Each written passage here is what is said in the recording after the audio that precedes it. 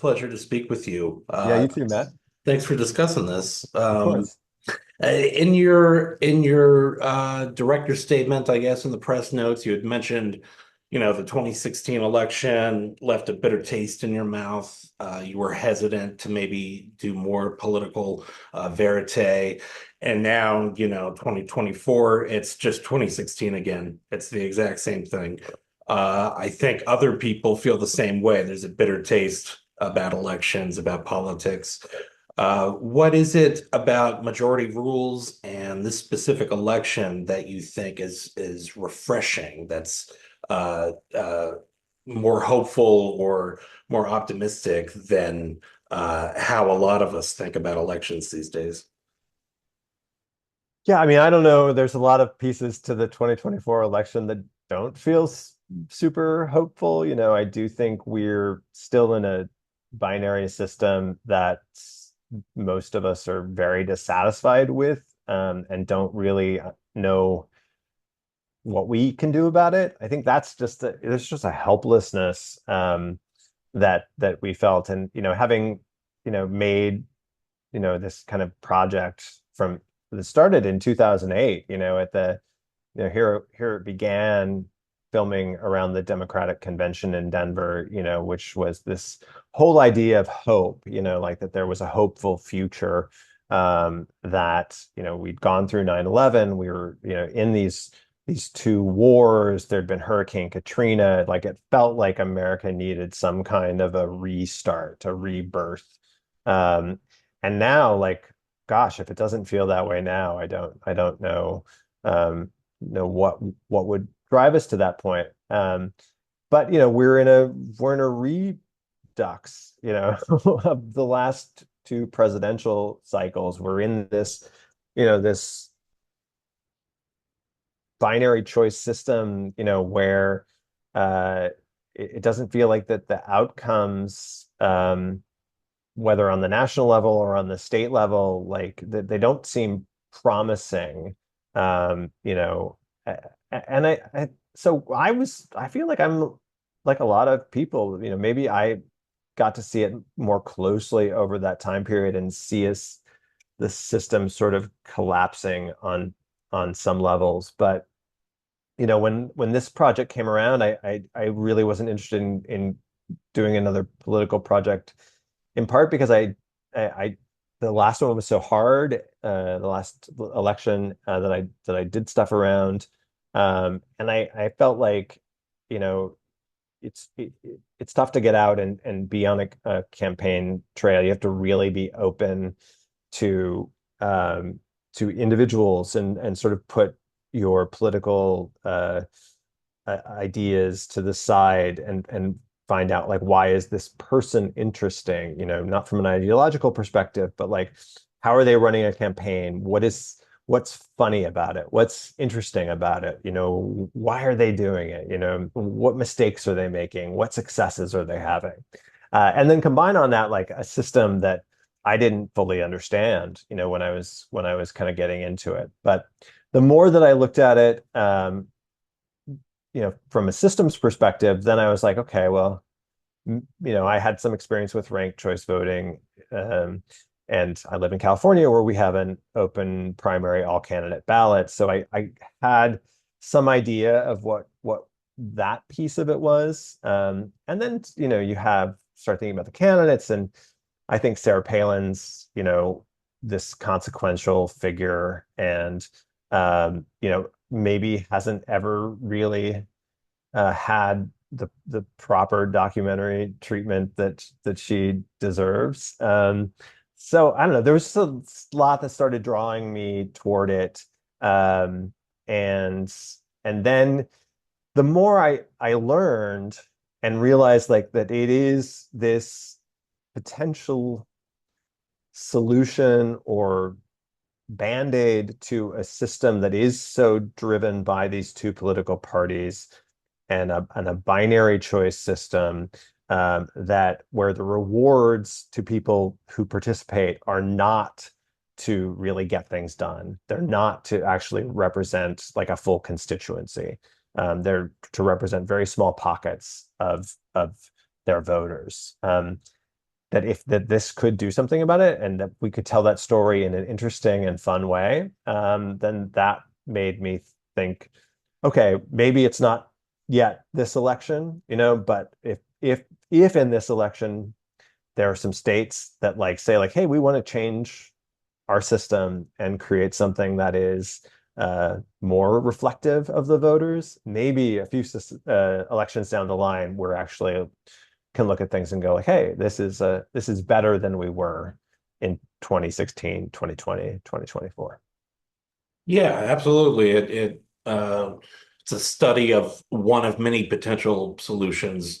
I like how you sort of open it, not right at the beginning, but maybe 10 minutes in, with that staggering statistic of 8% of people voting for the 83% of people in Congress.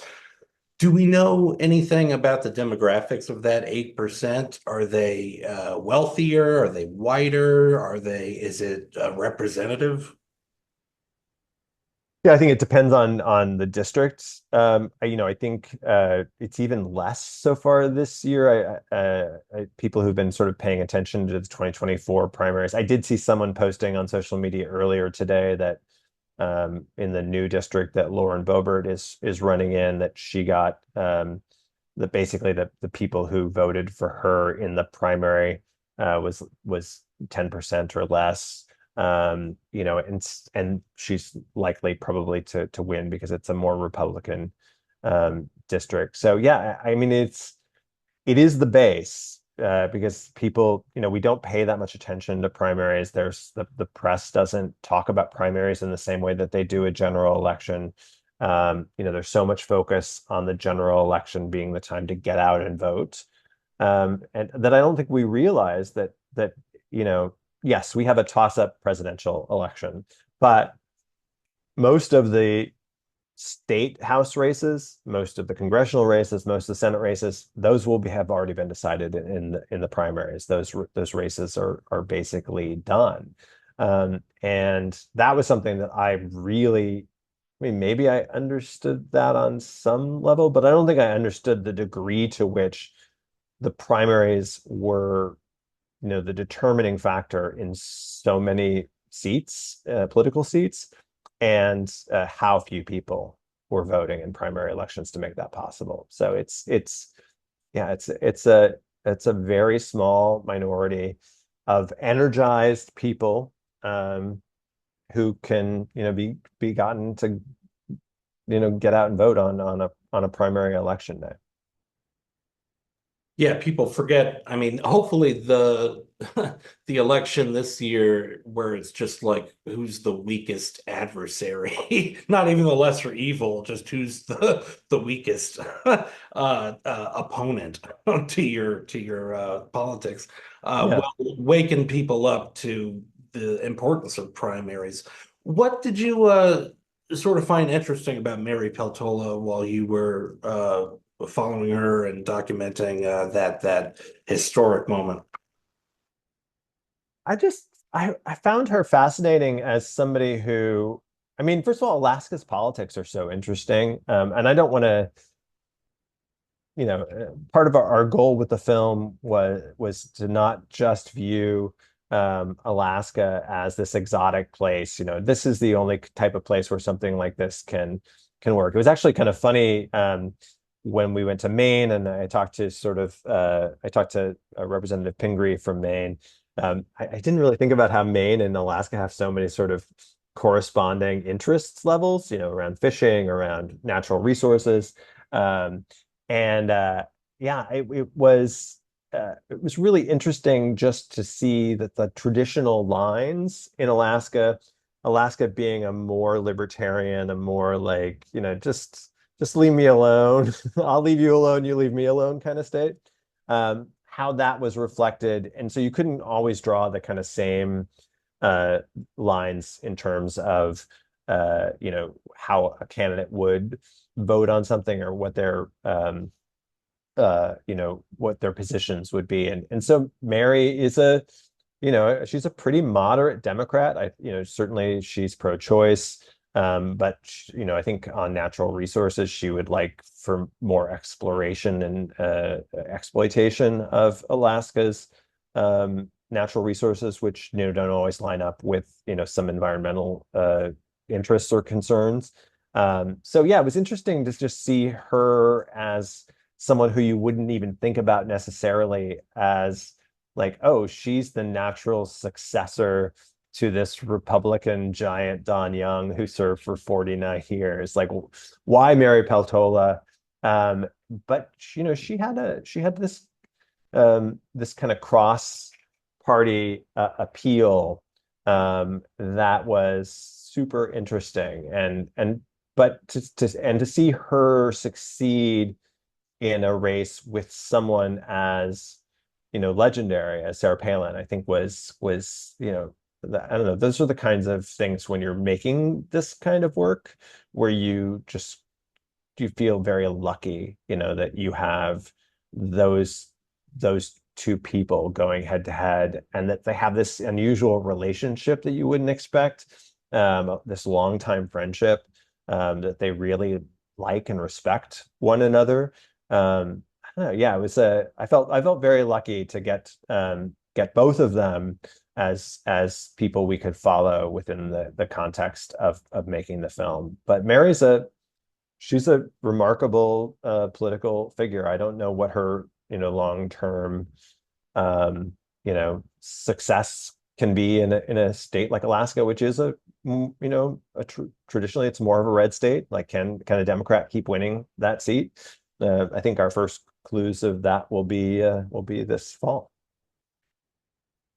Yeah, definitely. It's interesting too. I mean, we just had, I guess, the most expensive primary election yesterday, New York 16th with Jamaal Bowman and Latimer. Uh, do you think ranked choice is resistant to sort of campaign finance in a different way? Or is money still just as influential and powerful in that way? Yeah, I mean, I know people have made the argument about the ranked choice, and these election reforms will help to deal with the money concerns that people have. I think, and that's a broad concern. That's not just on one side of the political spectrum. I don't know that we have enough data to know for sure as to whether that's the case. I know some people have looked at the Maine. Maine has been doing ranked choice now since 2018, and I think they found that the money hasn't changed that much. But even then, it's like it's three elections. So who's to say as it goes on later? I think there's certainly other things that need to be done in the context of how money is reported, how PACs work, how people are able to give to aligned groups. But certainly creating a system in which you have potentially more choices in a general election. While it may not eliminate the money question, it at least creates a different kind of dynamic around how people campaign, whose voice is being heard, and potentially within that context, it is I think there's the potential that the money uh, situation is at least there's a little more sunlight if you're not just in a binary R versus D. You have like four candidates or five candidates. Maybe there's more room for those discussions to be had. Because Did it's like you otherwise, like where we're now, it's just like the Republicans are like, oh, you're George Soros, and the Democrats are like, oh, you're like, the Koch brothers or whatever? The Koch brothers are like, yeah, the melons. I think that it's just like yeah. I mean, it's fine, and we can certainly like make billionaires into into the bad guys of these races, but I think it's bigger than that also. Yeah. Yeah. Did you have any thoughts? I don't know if you were following it, but with the Bowman Latimer thing happening the week this film is being released, more people paying attention to a primary than I remember. Did you have any thoughts on that before I move on to a final question while I have you? I mean, I was flying in here to New York yesterday, so I was kind of seeing the reports come in. I just saw people saying, and maybe I might be wrong about this, but I just saw people talking about how low turnout was at certain like locations, and that to me is just like, okay, again, whether you think Bowman was great or not, I think again we're in a situation where the decisions are made in a primary election where uh, many fewer people are turning out to vote than they will in November. So yeah, I don't know. I think that choices about who should represent us, the more that those can be made in November and not in small turnout primary elections is probably a better situation. I think, having had the ranked choice piece to the Democratic primary for mayor, the mayor's race here in New York City, I mean, that was a thing where you had, a much lower turnout for that contest than you ended up having, in the general election. And but that's, we knew Eric Adams was going to be mayor in June. It was there was like 5 months left, but we already knew kind of what the outcome was going to be. Yeah, yeah, and there's a sense of fatalism or futility a lot with politics that way. Yeah. I Um, mean, if you know that like it's all set, it's all baked in, like then what's the impetus to like getting out and voting? yeah, yeah, exactly. Well, finally, I'm curious if there's been, I know there are so many, but has there been a documentary or a film that has sort of been the most politically eye-opening for you or the most revelatory that you would say, to turn someone on to politics, to paying attention? Is there one movie like that that comes to mind for you? I mean, I have to just go back to my OG, which is primary. I just think, what Robert Drew and D.A. Pennebaker and Al Maisels and Ricky Leacock, I mean, like that was, they went into a situation that prior to that point had only been filmed in a certain way by television news and created something cinematic. Um, and that to me, when I first saw it many years ago, just was a revelation. I couldn't believe that they were in the car with the Kennedys. I couldn't believe that they like stopped filming, a speech and focused on a guy smoking a cigar. I mean, they were just the editing in that film is just so astounding to me, in addition to the obviously some of the greatest documentary cinematographers of all time. But and I was fortunate enough to get to know Penny a bit, and Chris Hedges is such an inspiration to me, and the War Room, the film that they made together. I think to trace the lineage from primary and then to see what the War Room is, which is just one of the great, not just political documentaries, but one of the great documentaries I think ever made, and making as filmmakers, how do you go into a project thinking I'm making this project, but then realizing, oh no, I'm actually making this project over here, and that project is better because it's got this guy James Carville and George Stephanopoulos, and I'm actually in the room where everyone is stressed and worried and excited.